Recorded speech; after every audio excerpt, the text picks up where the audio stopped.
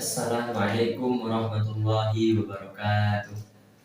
Bismillahirrahmanirrahim. Alhamdulillahirabbil alamin. Nahmaduhu wa nusalli wa nusallimu ala rasulil karim. Amma ba'du. Baiklah. Pada kesempatan kali ini saya ingin menceritakan sedikit kisah tentang sahabat Nabi Muhammad SAW. Kisah ini berjudul perasaan takutnya Sayyidina Umar radhiyallahu anhu kepada Allah Subhanahu wa taala. Suatu ketika Sayyidina Umar radhiyallahu anhu memegang sebatang ranting kayu dan berkata, "Alangkah bahagianya diriku seumpama aku menjadi sebatang ranting kayu ini." Terkadang ia berkata, "Alangkah bahagianya diriku seumpama ibuku tidak melahirkanku." Suatu saat ia sibuk dengan pekerjaannya. Seseorang mendatanginya dan berkata, "Si fulan telah menzalimiku. Engkau hendaknya menegakkan hukum atas dia sebagai balasan." Sayyidina Umar radhiyallahu anhu mencambuknya sekali seraya berkata, "Ketika aku sediakan waktuku untuk menerima pengaduan, kamu tidak datang. Kini aku sedang sibuk dengan urusan lain, kamu datang mengadu." Orang itu pun pergi. Lalu Sayyidina Umar radhiyallahu anhu menyuruh seseorang untuk memanggil kembali orang tersebut. Setelah ia datang, Sayyidina Umar radhiyallahu anhu memberikan cambuk kepadanya dan berkata, "Balaslah aku." Orang itu menjawab, "Aku telah memaafkanmu karena Allah Subhanahu wa taala."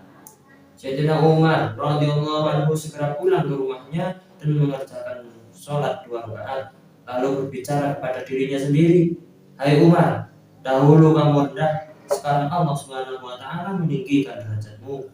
Dahulu kamu sesat, kemudian Allah Subhanahu wa taala memberimu hidayah.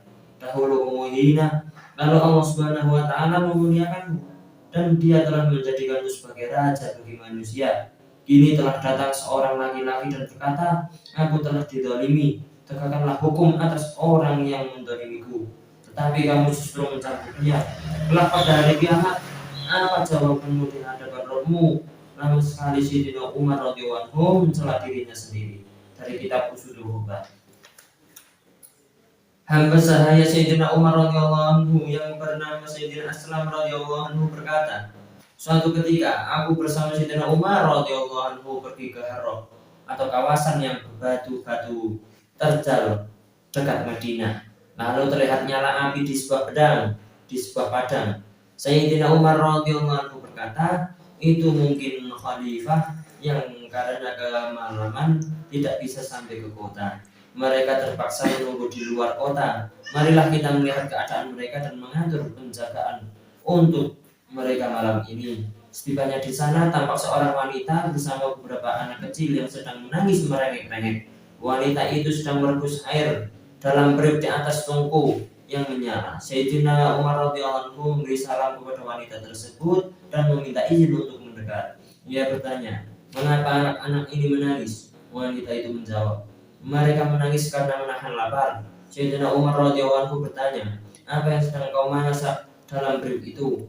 Ia menjawab, "Periuk ini berisi air, hanya untuk menghibur anak-anak agar mereka tenang dan tertidur. Aku akan mengadu kepada Allah Subhanahu wa taala pada hari kiamat. Mengapa Amirul Mukminin tidak memperhatikan kesusahanku?" Sayyidina Umar radhiyallahu anhu pun menangis dan berkata, "Semoga Allah merahmatimu, tetapi bagaimana mungkin Umar mengetahui keadaanmu?"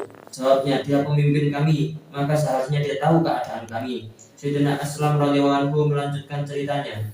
Lalu Sayyidina Umar mengajakku kembali ke Madinah. Ia mengambil sebuah karung, kemudian mengisinya dengan sedikit batu, kurma, mentega, dan beberapa helai pakaian, juga beberapa dirham yang diambil dari Baitul Mal. Setelah kurang penuh, ia berkata kepadaku, "Wahai Aslam, letakkanlah karung ini di pundakku. Aku menjawab, biarkan aku yang membawanya ya Amirul Mukminin. Sahut Sayyidina Umar radhiyallahu anhu, tidak, letakkanlah saja di pundakku. 2-3 kali aku menawarkan diri dengan sedikit memaksa. Ia berkata, apakah kamu akan memikul dosa-dosaku pada hari kiamat? Aku sendiri yang akan memikulnya. Aku sendirilah yang akan ditanya pada hari kiamat. Aku pun terpaksa meletakkan karung itu di bahunya. Lalu dengan tergesa-gesa ia membawa karung itu ke kemah tadi dan aku ikut bersamanya. Setibanya di sana, ia langsung memasukkan tepung dan sedikit mentega ditambah kurma ke dalam periuk, lalu mengaduknya dan ia sendiri yang menyalakan tungkunya. Sayyidina Aslam radhiyallahu anhu melanjutkan ceritanya. Kulihat asap mengenai janggutnya yang lebat. Ia memasak hingga bubur siap dihidangkan. Lalu ia sendiri yang menyiapkan makanan itu dengan tangannya yang penuh berkah kepada keluarga itu. Setelah kenyang, anak-anak itu bermain dengan riangnya. Sisa makanan diserahkan kepada mereka untuk hidangan berikutnya. Wanita itu pun sangat senang. Ia berkata, semoga Allah memberimu balasan yang baik. Engkau lebih berhak menjadi khalifah daripada Umar. Untuk menyenangkan hati ibu tadi, Sayyidina Umar radhiyallahu anhu berkata, jika engkau pergi menemui khalifah, engkau akan menjumpaiku di sana. Lalu Sayyidina Umar radhiyallahu anhu menjauh sedikit dari tempat tersebut dan duduk di atas tanah agak lama, kemudian meninggalkan mereka. Sayyidina Umar radhiyallahu anhu berkata kepada Sayyidina Aslam radhiyallahu anhu, aku tadi duduk di situ, sebagaimana aku telah melihat mereka menangis. Aku ingin melihat mereka tertawa. Dari kitab Ashharu Masyahir. Dalam sholat subuhnya, kebanyakan beliau membaca surat-surat Al-Quran yang panjang, di antaranya surat Al-Kahfi, Toha, dan surat lain sambil menangis dari isak-isak, sehingga suara tangisnya terdengar hingga beberapa sholat. Suatu ketika, Sayyidina Umar radhiyallahu anhu membaca surat Yusuf dalam sholat subuhnya ketika sampai di ayat qala innama ashku bashi wa khuzni illallah, yang berarti Yakub menjawab, sesungguhnya hanya kepada Allah aku mengadukan kesusahan dan kesedihanku. Quran surah Yusuf ayat 86. Sayyidina Umar radhiyallahu anhu menangis terisak-isak sampai habis suaranya. Terkadang ia terus membaca Al-Quran sambil menangis di dalam tahajudnya hingga jatuh sakit. Faedah, inilah perasaan takut seseorang kepada Allah Subhanahu wa Ta'ala yang namanya sangat ditakuti oleh raja-raja besar. Setelah 1350 tahun berlalu, kebesarannya masih tetap diakui. Adakah hari ini seorang raja atau pemimpin atau pejabat biasa yang bersikap seperti itu kepada rakyatnya?